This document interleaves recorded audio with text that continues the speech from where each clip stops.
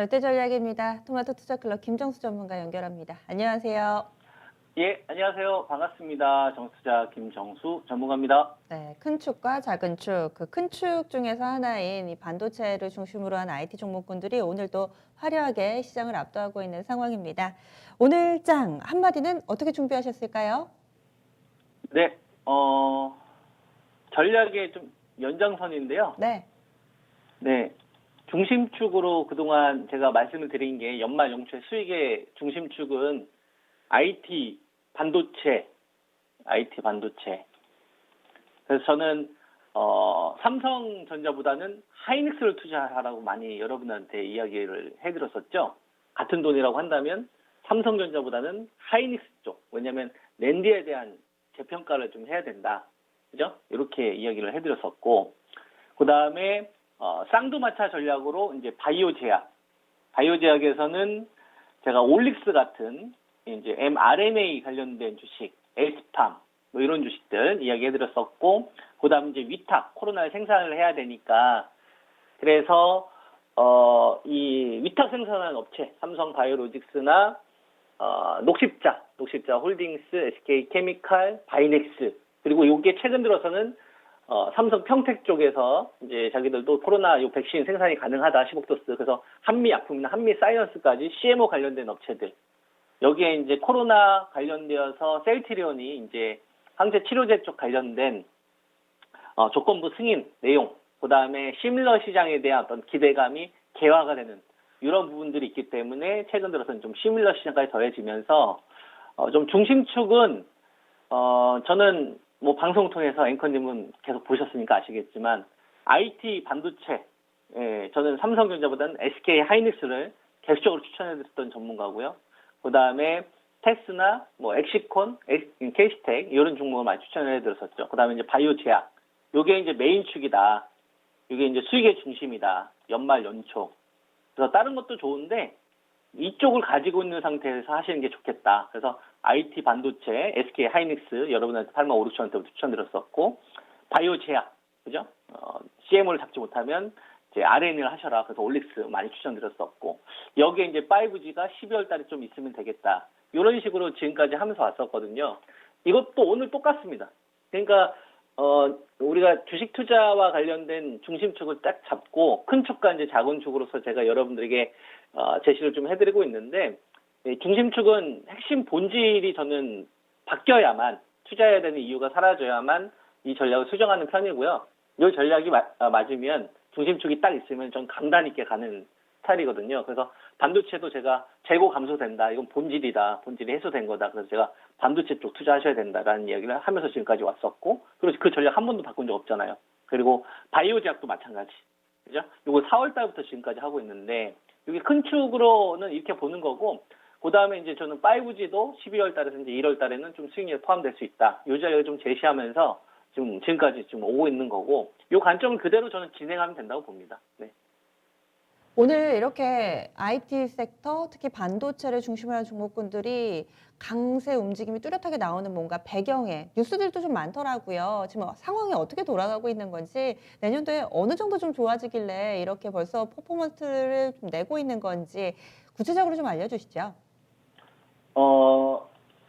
그러면 이제 오늘은 상대적으로 제가 다른 걸 얘기를 못 하겠네요. IT 반도체나 저기 이 얘기하면은 5G나 저기 바이오제약 관련된 이야기도 좀 해야 되는데 그러면은 오늘은 그럼 IT 반도체 자세하게 이야기해드리고요. 그러면 이제 뭐 5G나 바이오제약 관련돼서 또 내년도 JP 뭐 컨퍼런스 기술 이전 관련 중요한 내용도 좀 있거든요. 그럼 이거는 뭐 금요일 날 제가 하는 걸로 할게요. 그럼 IT 반도체에 대해서 좀 제가 상세하게 좀 말씀을 좀 드리자면 IT 반도체는 제가 4월달 삼성과 비라의 위탁 계약 이후로 바이오제약으로 수익의 중심이 넘어갔다라고 하면서 제가 10월달, 11월달 중순까지 단 한 번도 추천한 적이 없었어요. 하이닉스 하실 바에는 셀트리온 하라고 했던 전문가. 그러다가 제가 8만 5, 6천 원대 이제 반도체 투자해야 된다라고 하면서 여러분들에게 그런 말씀을 좀 드렸죠. 재고가 감소하고 있다.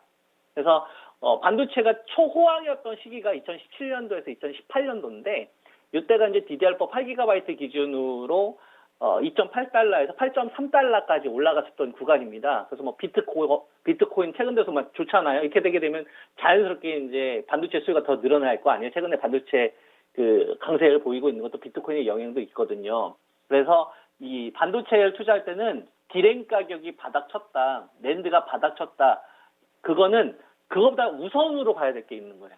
그러니까 디램 가격이 올라갈 거다. 그래서 낸드 가격이 올라갈 거다. 그래서 낸드로 투자해야 돼. 이거는 1차원적인 생각인 겁니다. 1차원. 그냥 레포트 읽고서 그냥 그대로 옮기는 내용인 거고 본질이 아니고요. 진짜 투자하는 사람들은 프로들은 어떤 거 보고 투자하냐면은 기관들은 재고 감소하는 거 보고 투자해요. 그래서 2분기 때까지만 하더라도 반도체 재고 감소가 디램하고 랜드 보통 한 4주에서 5주 정도 됐었거든요. 호황 때가 1주 정도 됐었어요. 초호황 때. 근데 이게 3분기 실적 발표했던 시점 SK 하이닉스 컨퍼런스 콜 그때 나왔던 게 5주 정도 됐었던 디램 같은 경우가 3주로 들어왔고 그다음에 랜드가 2.5주 들어왔거든요. 5주였었는데 3분기 만에. 그러니까 그 재고 감소되는 거 보고서 이제 반도체에 투자해야 된다는 얘기를 그래서 제가 한 거란 말이에요. 그죠? 그럼 알아서 디램이나 랜드 가격은 바닥치고 돌아설 거라고 좀 봤기 때문에 왜냐면 이건 구조적인 변화니까. 그죠? 요거고 그러면 이제 요거는 뭐냐면 디램이나 낸드가 감소하는 요인이에요. 근데 지금 반도체 가격을 결정을 하는 데 있어서 뭐 PC나 노트북, 그다음에 뭐 스마트폰, 그죠? 요거에 의해서 결정하는 거는 과거에는 되게 컸죠.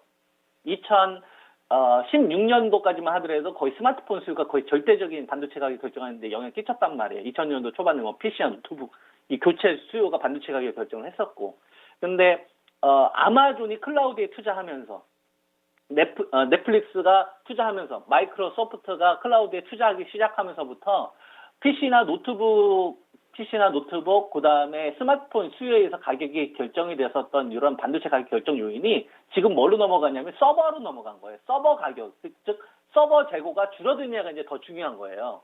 근데 이 서버 재고가 3분기 실적 컨퍼런스 콜이 나왔을 때 제가 여러분들한테 SK 하이닉스 85,5천 추천할 때만 하더라도 그때는 디램이나 낸드 즉 모바일 쪽이나 노트 이쪽이 줄었던 거고 서버 쪽은 안 줄었었거든요. 근데 그게 어제 줄었다고 한 거예요. 마이크론 테크놀로지에서.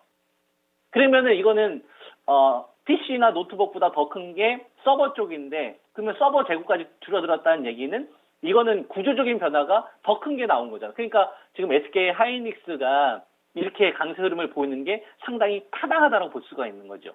그냥 뭐 전구점 이게 아니라 구조적인 변화가 두 번째 나타났구나라고 볼 수 있는 거죠. 근데 이 서버라는 이 가격이 지금까지는 B2C 중심이었습니다. B2C 중심, 소비자 중심. 그러니까 기업들이 물건을 생산을 해서 소비자한테 이제 판매하는 형태였었단 말이에요. 그에 의해서 이 가격이 결정이 됐는데 이게 내년도는 B2B로 넘어가거든요. 기업이 기업으로. 대표적인 게 뭐가 있을까요? 서버하고 클라우드. 그래서 대표적으로 SK 하이닉스가 인텔 거 인수한 거 아닙니까? 인텔 거 낸드 인수, 그거 SSD 그거는 기업 뭐냐면은 소비자용이 아니라 B2B란 말이에요.